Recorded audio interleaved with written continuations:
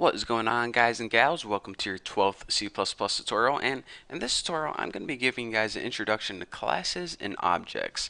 Now, classes are basically an easy way to group all your functions and variables and to group a bunch of stuff together. For example, people like to group similar functions together in the same class. For example, if you had a bunch of functions, maybe working with temperature, or you had a bunch of other related functions, you might want to group them all in the same class. It makes them easier to work with later on.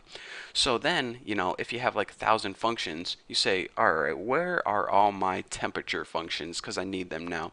Oh, they're in my temperature class. So that is kind of the usefulness of classes and the basics behind that. So let's go ahead and in order to create a class, we go ahead and make sure you're outside your main. First of all, I want to say that. So I'm going to create mine before my main. And in order to do this, go ahead and type the word class. And now, after this, go ahead and add a space and name your class. Now, people typically name their class with uppercase letters, and I'm going to name mine Bucky's class, just like that.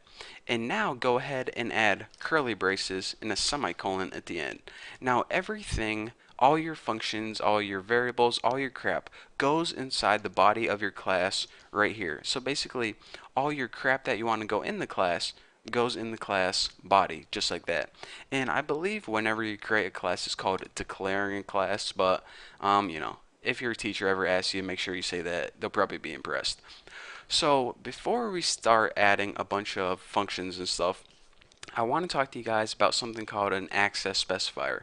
Now, sometimes you want to make functions that you can only use in your class, and sometimes you want to make functions that anybody can use outside your class.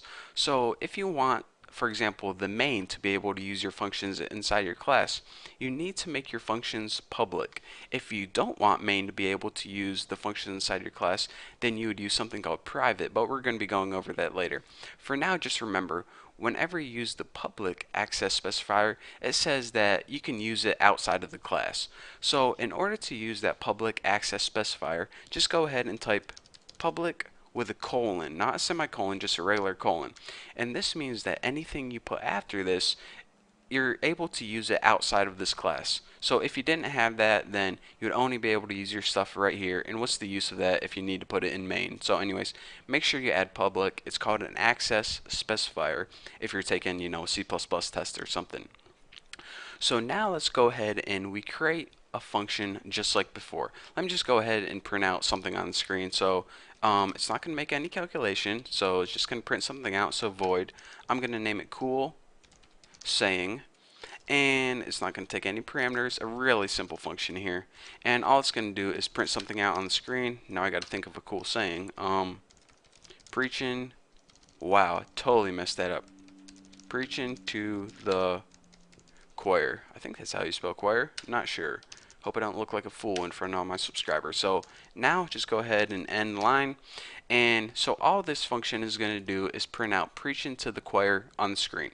Simple enough. So now you're saying, alright, this class looks good to go. We have the class declaration, class body, we have public, and we even have one function in our class. This is a pretty sweet looking class. So let's go ahead and use this right now. Well, now I want to talk to you guys about the other part of this tutorial. I told you guys I'm going to be talking about classes and objects. I already talked to you guys about classes. Now I want to talk to you guys about objects.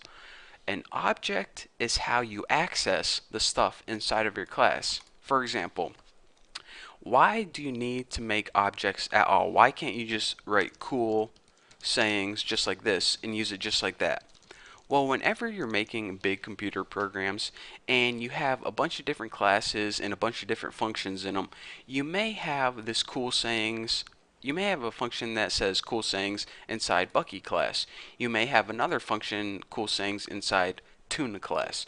You may have another function cool sayings inside a class temperature class. Well, how does C++ know what function you want to use? Well, it needs an object, and an object basically tells it what class you're working with.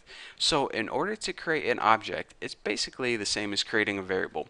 You go ahead and you do this. You type the name of your class, which is Bucky's class, And then after this, you give your object a name. And I'm just going to name mine Bucky's object, just like that. And go ahead and add a semicolon. And now this object, Bucky's object, you use this kind of as the key whenever you want to access the crap inside your class. So now, instead of just writing the function name, we have to write the object name first, like Bucky's object. And then in order to access anything inside the class, we need to use a dot separator. And a dot separator is basically our way of accessing the variables, the functions, all that stuff. So as you can see, we'll put the dot separator up, and it already knows that we're what we want to do. We want to access cool saying just like before. Just type the name of the function and empty parameters, and bam, wham, thank you ma'am. We now have a full working program. So let me run this for you real quick to show you guys that it's working, make sure I don't have any errors, and then I'll talk you guys through it one last time. Preaching to the choir. Works perfectly. Pretty cool, huh? So anyways, people make classes in order to group similar functions. So if I had, a program that just had a bunch of cool sayings, I'd have cool sayings 1, cool sayings 2. I'd want to put them all in the same class. For now, we only have one function because this is just an example. So we have a function that we put inside the class, and make sure to make it public. That means that main can use it as well. So we have a class, and we made that by making public and threw a function inside it. Pretty cool. So now we wanted to actually use that function that's inside the class. Well, we can't just go ahead and write cool saying, because if we had a bunch of different classes, it wouldn't know which function named cool saying to use. So it wouldn't know what class we wanted to use. So in order to use that function, we needed to make an object of that class. So we're saying, alright, we're making an object called Bucky's object, and it is from the Bucky's class. So now whenever we use Bucky's object, it knows that we're going to be working with Bucky's class. So we use Bucky's object cool saying, and that knows, and that's basically our way of telling C++ that we want to use the cool saying function, and we want it to come from Bucky's class since we use Bucky's object. So that is why you need objects, classes, and yada yada, all that stuff. So that is your basics of classes and objects, and why you need to make objects before you can use the stuff inside your class. So I know this is kind of confusing, but this is the basics behind object-oriented programming.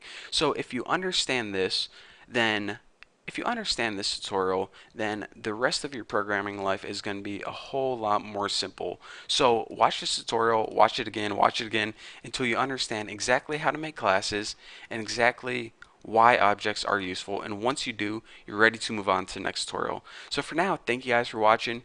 You guys have no idea how important the information you just learned was. So anyways, thank you guys for watching. Don't forget to subscribe. If you have any questions about any of this, feel free to ask me on thenewboston.com/forum. So yeah, enough of me talking. I'll see you in the next tutorial.